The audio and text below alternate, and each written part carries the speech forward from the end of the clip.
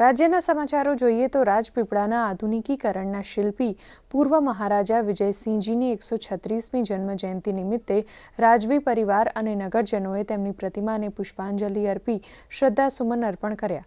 આજે 30મી જાન્યુઆરીએ શહેરના વિજય ચોક પર આયોજિત કાર્યક્રમમાં મહારાજા વિજયસિંહજીના પૌત્ર રાજકુંવર માનવેન્દ્રસિંહ પુષ્પમાળા અર્પણ કરી તેમના ઐતિહાસિક યોગદાનને યાદ કર્યું હતું.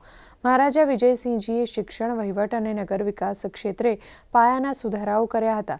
સાથે જ તેઓ પોતાના રજવાડાને ભારત સંઘમાં સ્વેચ્છાએ ભેળવનારા ગુજરાતના પહેલા શાસક તરીકે રાષ્ટ્રીય એકતાના પણ પ્રતીક બન્યા હતા. આ પ્રસંગે રાજવી પરિવારના સભ્યો અને શહેરના અગ્રણીઓએ ઉપસ્થિત રહી મહારાજાના જનહિતકારી કાર્યોને નમન કર્યા હતા.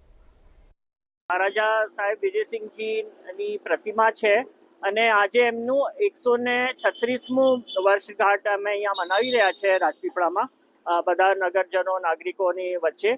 અને એમના વિશે બોલું તો આજે રાજપીપળામાં ઘણી બધી સુવિધાઓ એમને ચાલુ કરી, જેમ કે અહીંનું એક પબ્લિક સ્કૂલ ચાલુ કરવામાં આવ્યું હતું, જે અત્યારે પણ રાજપીપળા હાઈસ્કૂલ તરીકે ઓળખાય છે.